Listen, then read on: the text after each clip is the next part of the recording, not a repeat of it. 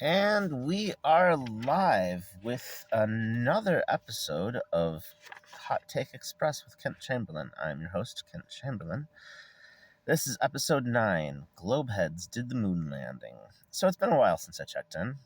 I successfully arrived in Nebraska from Tobar. I've still got some footage I need to upload of my drive home. My organization's business and personal business has kept me on the road since then, though. I once again find myself in Florida, home state of, Ron DeSantis. I do not wish that man any professional luck. He should not run for president, and if he does, he should lose to Trump. Trump's going to take on the deep state. DeSantis is part of the deep state. But yeah, no, I'm here in Florida, where tree semen is like 10% of the air. Like my allergies have been going off nonstop since I got here. Lovely state though. I mean, I guess it could be worse. I could be in literally anywhere else in America right now. Here those blizzards suck. Best of luck with that. But yeah, I'm looking forward to great progress for Tobar in the months ahead, and my travels right now mostly relate to that. Big things are happening out in Tobar in the coming months, and I'm just traveling to the necessary parties to make sure that gets all to happen. It's collectivization is an important and beautiful process, and I hope to be able to document it more as I go forward. But anyway, despite all that, this isn't a social call. As General Secretary, I need to make several things clear on behalf of the Radical Republicans. First and foremost, we support the Rage Against the War Machine rally happening today in D.C. We want to see George Washington's foreign policy of avoiding entangling alliances respected in the government again. Aid to Ukraine from our government must end, and America must leave NATO. Second off, we need to clarify our stances on several individuals of notoriety. Two of our founding members, Jonathan Ratliff and Caden Boone, have been removed from the Radical Republicans by unanimous vote of the Central Committee. JR was booted for openly anti-Semitic and pro-imperialist remarks and stances he's begun taking as soon as he began taking them. Efforts at remediation failed, and he is unfortunately now living his best life as an open and self-identifying homo-nationalist in the white supremacist bunker of his dreams. We regretfully inform America that this entire last sentence is literally true, and wish JR all the best in his future endeavors to follow his leader. Caden Boone is an impressionable young lad of 22 who got excited by this org until the next shiny object came along.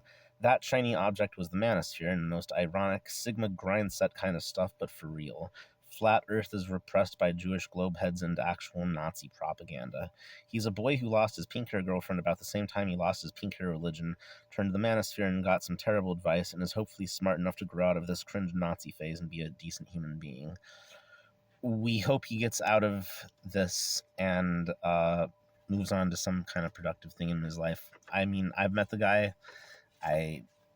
He's a decent person if you know him personally, but he's made some bad friends, and I hope he discovers this and turns his life around before he makes any decisions he really regrets. But anyway, that all said, while they were never members, we let two people hang out with us as prospects. We've now severed all connections with these two. First, there's an individual that goes by several names, including Red Illuminati and Pella Libertas.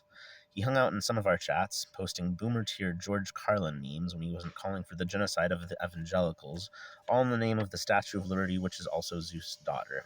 I don't know. Make it make sense. We chucked him on grounds of religious bigotry, and that should have been that. But now he's apparently read my book and is going around plagiarizing it and calling himself a Marxist-Lincolnist. He is not. I coined the term. I wrote the book that defined it, and his small-minded views have nothing to do with Marxism-Lincolnism. After the events mentioned in episode 3, Joey Shantz, aka the Yankee Tanky, decided to take my advice, calm down, and check out the org with some land backroom friend of his named Jacob Brown. While Jacob was booted on grounds of bourgeois arrogance from some of our chats, Yankers flipped out and wasted a morning of my life stuck on a conversation loop demanding we change everything about the org immediately, including doing things against the org constitution, which would have required a supermajority vote to change the constitution first, which was just not present. So we eventually booted him on grounds of egregious disrespect, since he was not even a member, and he was telling us to form a supermajority against our own values that could not be formed. So anyway, why I have to do this now, and like I've been meaning to make declarations about these individuals, but why this is all coming to a head now is that there is now a Caden-led group chat with actual Nazis like him and JR rubbing shoulders, and God knows what else, with opportunists and wreckers like Dust James, Keaton Mansfield, Arturo Hall, Rob Rich, and their ilk. And this is why you can't trust Revnats or other land backaroos. They are literal fash and greet Nazis as fellow fash. And like, they'll say they're, the real anti-fascist, like to your face, but then behind your back, they're going to hang out with them. So, and we also kicked some other people with far lesser misdeeds that don't warrant a full-scale discourse here. Just your typical chat maintenance stuff. Now, there is a greater question here. Why did two of our founding members end up becoming literal fash? I'm sure our enemies would say that, well, patriotic socialism is basically national socialism, so, they are fash. They were always fash. There's two of them just admitted it. Well, no. What I think is more close to the truth is that there is a, in late stage capitalism, or in this stage of a capitalist crisis, rather, there are people who are looking for an ideology to believe, lost souls who just want answers, and I think these people are the ones that go from cause to cause, and sometimes good causes are flitted among too. I mean, Caden was a liberal when I met him. He denounced me, then he came back like 5 weeks later and decided that I was cool and his former beliefs were wrong, which is correct. But then he went and did this, and he won. Anyway, we were talking about Caden before my phone ended up running out of space. So yeah, I think there's just like a lot of people that are lost and just looking for answers, and there's like, this lumpen proletarianization of society, and especially in America, we've always had this sort of like class-free discourse here, and that's kind of lumpen, how cross-class everything is. So like they wandered in, they didn't like the vibe because we weren't, first off, we weren't fighting a culture war, and second off, we weren't fighting their crazy ass, like, literal fascist culture war, and never will. That's absolutely contrary to our values. And we abhor people, opportunists like Dust James, who are willing to do that. And there are other people doing good work, so I'm not going to name names, but like other people who are rubbing shoulders with literal fash land backaroos, like black nationalists. Black nationalism has always been a psyop. It always will be. This is why the radical Republicans do not endorse groups like Uhuru, but that will be fleshed out in future videos. In closing, check out radicalgop.net. I've been working very hard on these forums. I'm not the best coder, and now the last time I had to code anything, you didn't have to code for tablets and phones, just computers. So it's a lot harder to code a website these days, but I think I made it look okay. But yeah, so check out radicalgop.net. Everything but the forums is done. Uh, I'm having trouble setting up private forums. We're working on it though, and we'll see what can happen. Our constitution is up. The blog is kind of up, but lacks content, and you can directly download my book on the front page. Once the forums are complete, once the website is complete, we will start in earnest with copies of The Liberator.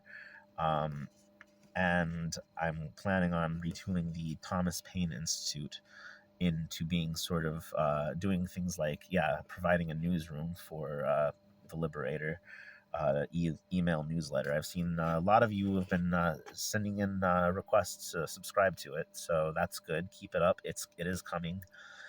There is just a lot to do for me right now, but once I have the ability, I will get on that. Let's see. Final news. And you thought the tea was done. I've got a girlfriend, but I'm not going to tell you her name. They're absolute nutters and serial sexual harassers, allowed to run rampant on Facebook, in a group called Actual Communists Against Pat Socks, who have put a bounty on pictures of a friend of mine who isn't even a Pat Sock. But yeah, like, they stalk this girl, this lady, who and they've tried to mail this friend of ours sexually explicit material against their consent. And so I'm sure everyone understands why I'm going to protect my girlfriend's privacy from creeps like these. If they're doing this to someone who isn't even a packsock, what kind of crazy go nuts, like sexual harassment are they going to do against my girlfriend?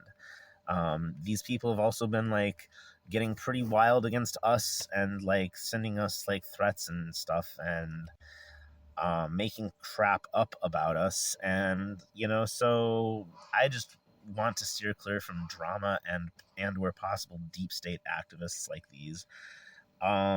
So yeah, but I mentioned that I have a girlfriend because I'm suddenly busier. A lot more of my personal life is spoken for these days. So expect fewer updates from me for a bit. But I'm working hard, and I want you guys to get active on the forums when they happen, and just get active in our chats for now.